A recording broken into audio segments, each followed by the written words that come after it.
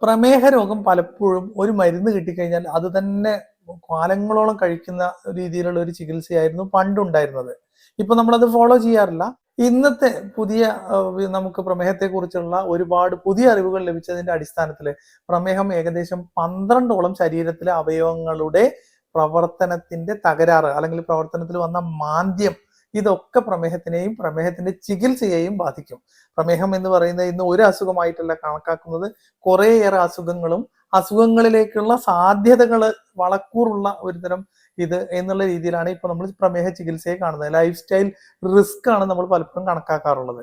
അപ്പൊ ഇതിന്റെ ചികിത്സയിൽ വരുന്ന ഒരു പ്രധാന നമുക്ക് ആവശ്യമുള്ള ഒരു കാര്യം എന്ന് പറഞ്ഞു കഴിഞ്ഞാൽ ഈ 12 അവയവങ്ങളെയും ഒരുപോലെ അതിന്റെ പ്രവർത്തനത്തെ റെഡിയാക്കി എടുക്കുക എന്നുള്ളതാണ് സംഭവിക്കേണ്ടത്.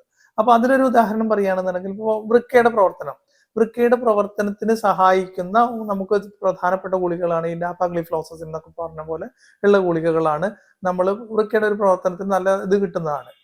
ഈ ഗുളികകൾ മഴക്കാലത്തും വേനൽക്കാലത്തും ഒരുപോലെയല്ല പ്രവർത്തിക്കുന്നത്. മഴക്കാലത്ത് ഇപ്പോൾ വേറൊരു ഉദാഹരണത്തിൽ പറയുകയാണെങ്കിൽ നമുക്ക് മഴക്കാലത്ത് അല്ലെങ്കിൽ തന്നെ നമുക്കറിയാം നല്ലവണ്ണം മൂത്രം ഒഴിഞ്ഞു പോണ കാലഘട്ടമാണ് മഴക്കാലം.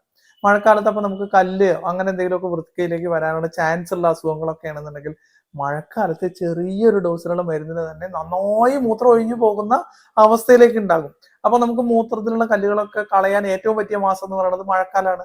ഇതേ ഒരു റിസൾട്ട് കിട്ടണമെന്നുണ്ടെങ്കിൽ വേനൽക്കാലത്ത് നമുക്ക് മൂത്രം ഉണ്ടാവണം എന്നുണ്ടെങ്കിൽ ഈ ഡോസ് മതിയാവില്ല. മഴക്കാലത്തിനെ അപേക്ഷിച്ച് വേനൽക്കാലത്ത് മൂത്രത്തിന്റെ ഡോസ് ഉണ്ടാക്കേണ്ട ഗുളികകൾ നല്ലോണം കൂടുതൽ പ്രയോഗിക്കേണ്ടി വരും.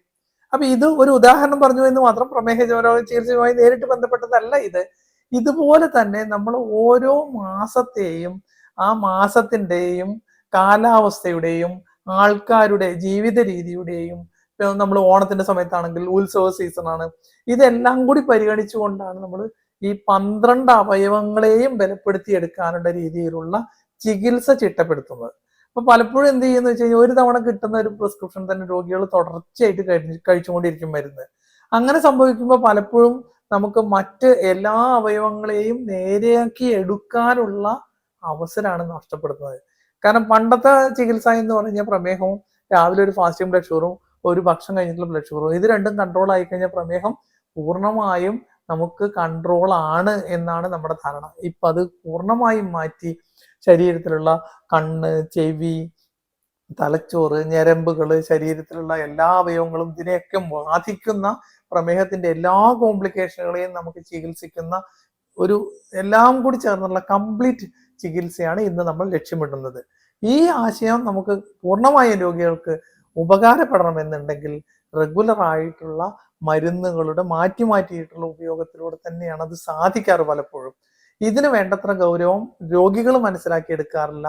രോഗികൾ ഇപ്പോൾ നമ്മൾ ഒരു മാസം കഴിഞ്ഞിട്ട് വരണം എന്നൊക്കെ പറയുമ്പോഴേക്കും രോഗികൾക്ക് മടി തോന്നും. അവർ വിചാരിക്കും എന്തിനാ ഡയബറ്റീസ് നല്ല കൺട്രോളിലാണ്, ഡോക്ടർ എന്തിനാ വെറുതെ ഇപ്പോൾ വിളിപ്പിക്കുന്നത്, അല്ലെങ്കിൽ കഴിഞ്ഞ വേനൽക്കാലത്ത് നന്നായിട്ട് കഴിച്ചുകൊണ്ടിരിക്കുന്ന ഒരു മരുന്നിന് കൺട്രോളാണ്, പിന്നെ എന്തിനാ നമുക്ക് വർഷക്കാലം ആകുമ്പോഴേക്കും ഇത് മാറ്റുന്ന ആവശ്യം എന്താണ്, അല്ലെങ്കിൽ ആദ്യം പറയും 10 പൈസയുടെ അല്ലെങ്കിൽ 2 രൂപയുടെ മരുന്ന് കൊണ്ട് കംപ്ലീറ്റ് കൺട്രോൾ കിട്ടിയിരുന്നു, പിന്നെ എന്തിനാ നമ്മളിപ്പോ 15 രൂപയുടെ മരുന്ന് തൽക്കാലം ഒരു മാസത്തേക്ക് കഴിക്കണം എന്ന് പറയുന്നത്.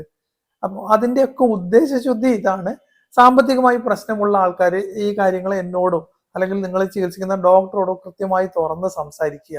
എന്താണ് നമ്മൾ ഈ മരുന്നിനോട് മാറ്റുന്നത് കൊണ്ട് എന്തെങ്കിലും മെച്ചമുണ്ടോ, അല്ലെങ്കിൽ എനിക്ക് അങ്ങനത്തെ പ്രശ്നങ്ങളില്ല, സാമ്പത്തികമായി കുറച്ച് വില കുറഞ്ഞ മരുന്ന് തന്നെ ഈ മാസം കൂടി പോകാം, അത് കഴിഞ്ഞ് നമുക്ക് അടുത്ത കാലത്ത് നമുക്കത് സംഭവിക്കാറുണ്ട്. നമ്മൾ എല്ലാ ഇതും ഒരുപോലെ സാമ്പത്തിക പ്രശ്നങ്ങളോ അതോ ഇല്ലാത്ത ആൾക്കാരായിക്കൊള്ളുന്നില്ല.